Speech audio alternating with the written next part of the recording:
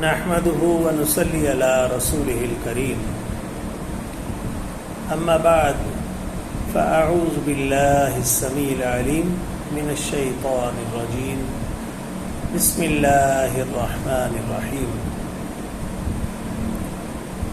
آج ہم بسم اللہ الرحمن الرحیم کے متعلق بات کریں گے۔ اس کے معنی ہیں اللہ کے نام سے ابتدا کرتا ہوں جو بڑا ہی مہربان اور مسلسل رحم فرمانے والا ہے۔ جب ہم اس بات پہ غور کریں کہ بسم اللہ الرحمن الرحیم کیا ہے تو ہماری سمجھ میں ایک بات آتی ہے کہ یہ اسلامی تہذیب کی ابتدا ہے۔ گویا کہ جب دنیا میں آقا دو عالم صلی اللہ علیہ وآلہ وسلم کا مبعوث کیا گیا اور نبوت کا رتبہ عطا فرمایا گیا تو سب سے پہلے جو وحی نازل ہوئی وہ پڑھنے کے متعلق نازل ہوئی اور اس کی ابتدا اقرأ بسم ربک الذی خلق سے نازل کیا گیا، یعنی کہ پڑھو اس اللہ کے نام سے جس نے ساری دنیا کو تخلیق فرمایا۔ گویا کہ اسلامی تہذیب جو ہے وہ ہمیں اللہ کے نام سے پڑھنے کا سبق دے رہی ہے، اور آج ہم جب قرآن مجید کو شروع کرتے ہیں تو ہمیشہ تعوذ کے ساتھ تسمیہ بھی ادا کرتے ہیں اور پھر کچھ جو ہم نے پڑھنا ہوتا ہے اس کو پڑھنا شروع کرتے ہیں اور مکمل کرتے ہیں۔ آدم علیہ السلام سے لے کر حضرت نوح علیہ السلام تک طوفان نوح کے پہلے تک ہر چیز اللہ تبارک و تعالی نے چونکہ اس طوفان کی وجہ سے ملیا میٹ کر دی، تو پھر حضرت نوح علیہ السلام کی کشتی جب بچ گئی تو اللہ تبارک و تعالی نے بھی نوح علیہ السلام سے کہا،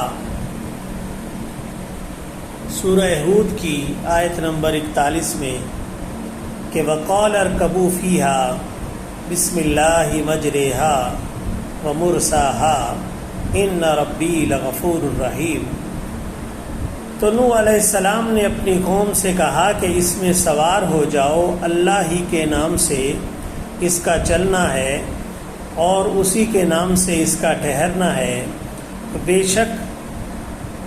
میرا رب بخشنے والا اور رحم فرمانے والا ہے۔ اسی طرح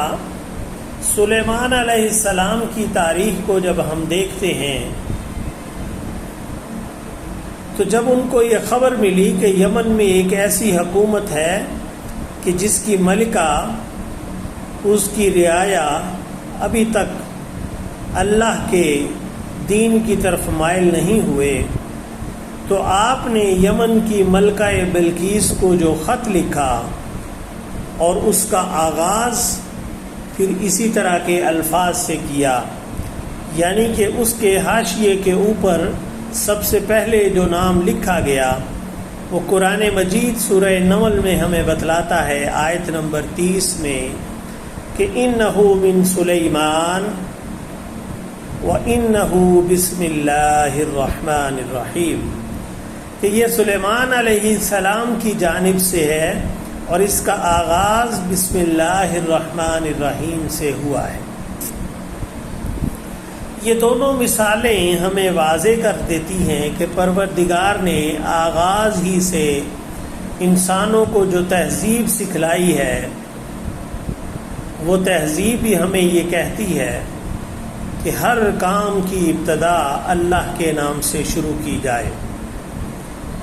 یہ کوئی ہمارے لیے انوکھا حکم نہیں ہے، یہ بلکہ سابقہ امتوں کو بھی یہ دیا گیا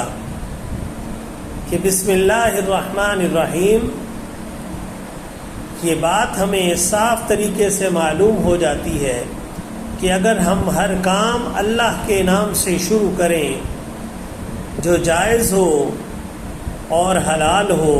تو اللہ تبارک و تعالی اس میں برکت اور عطا فرماتے ہیں۔ نبی پاک صلی اللہ علیہ وآلہ وسلم کے دنیا میں تشریف لانے سے پہلے جو آپ کے علاقے کے لوگ تھے یعنی کہ مکہ کے لوگ، وہ بت پرستی کرتے تھے اور اس لیے وہ اپنے بتوں کے نام سے ہر کام کی ابتدا کرتے تھے، لیکن باری تعالی نے اقرأ بسم ربک الذی خلق کے ساتھ پڑھ اپنے رب کے نام سے جس نے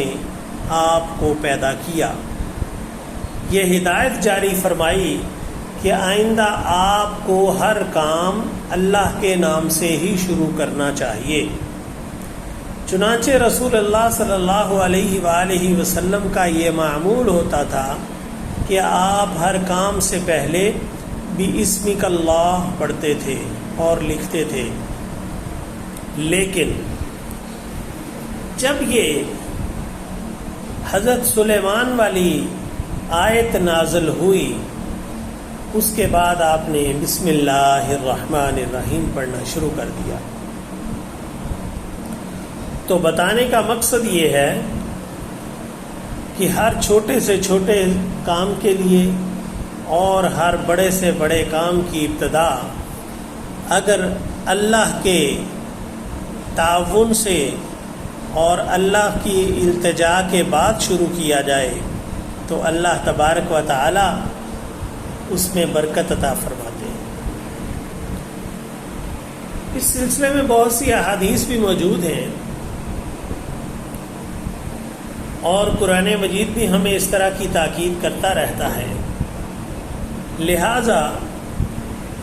ہمیں بھی چاہیے کہ ہم ان احکامات کی روشنی میں اپنے ہر کام کی ابتدا بسم اللہ الرحمن الرحیم سے شروع کیا کریں، کیونکہ آقا دو عالم صلی اللہ علیہ وآلہ وسلم نے یہ جو قرآن مجید کے اندر صورتیں اللہ تبارک و تعالی نے نازل فرمائی ہیں،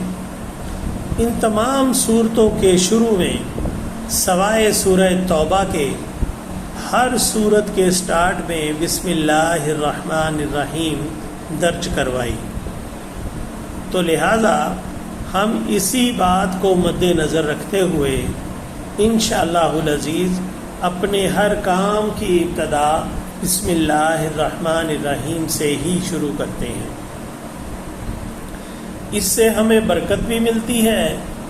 اور اللہ تبارک و تعالیٰ کی مدد بھی حاصل ہو جاتی ہے۔ اور ایک اور بات بھی میرے ذہن میں آئی کہ اگر انسان کے پاس دولت ہو، رتبہ ہو، عہدہ ہو یا اس طرح کی کوئی اور چیز ہو تو کوئی کام شروع کرنے سے پہلے انسان اس تکبر میں مبتلا ہوتا ہے کہ میں یہ جو کام کمپلیٹ کر رہا ہوں یہ میری دولت کی وجہ سے ہو رہا ہے یا میرے عہدے کی وجہ سے ہو رہا ہے یا میرے دوستوں کی وجہ سے ہو رہا ہے یا میرے عزیز و اقارب کے تعاون کی وجہ سے ہو رہا ہے۔ لیکن جب ہم بسم اللہ الرحمن الرحیم کے ساتھ اس کی ابتدا کرتے ہیں تو ہمارے اندر سے یہ تکبر ختم ہو جاتا ہے کہ ہم سب جو یہ ہمارے پاس دنیاوی مراعات ہیں اس کے ساتھ ہم یہ کام شروع نہیں کر رہے ہیں، ہم اللہ پر توکل کے ساتھ یہ کام شروع کر رہے ہیں۔ تو یہ چیز ہمیں آنے والی زندگی میں بہت کام آتی ہے، اور اگر ہم اس کو چھوڑ دیں تو پھر انسان ایک ایسے تکبر میں مبتلا ہو جاتا ہے جو یقین کا تکبر کہلاتا ہے، جو ہمیں گمراہ بھی کر سکتا ہے اور ہمیں شیطان کا پیروکار بھی بننے میں مدد دے سکتا ہے۔ تو دوستو، ساتھیوں، بہنوں، بیٹیوں، بزرگوں، میری التجا ہے کہ ہمیشہ ہر کام کی ابتدا بسم اللہ الرحمن الرحیم سے ہی شروع کیا کریں۔ ہم بھی قرآن مجید کی ابتدا بسم اللہ الرحمن الرحیم کے ساتھ کر رہے ہیں۔ انشاءاللہ العزیز اگلے مرحلے میں ہم سورہ فاتحہ کا انشاءاللہ العزیز میری سمجھ کے مطابق جو بھی اس میں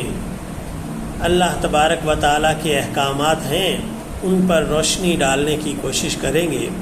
دعا ہے کہ اللہ تعالیٰ مجھے اور آپ کو صحیح معنوں میں قرآن مجید کا علم حاصل کرنے کی توفیق عطا فرمائے۔ وما علینا الا البلاغ۔